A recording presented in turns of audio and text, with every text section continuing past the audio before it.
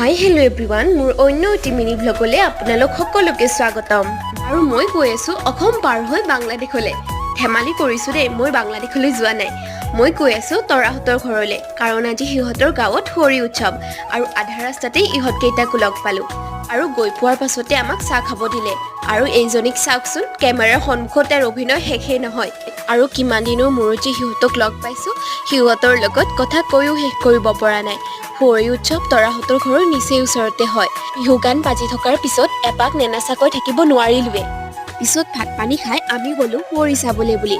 আৰু আপোনালোকক কৈছিলোঁ নহয়, তৰাহঁতৰ ঘৰৰ ওচৰতে হোলী হয়, সেইবাবে মানুহ এঘৰৰ চোতাললৈয়ে গ'লোঁ।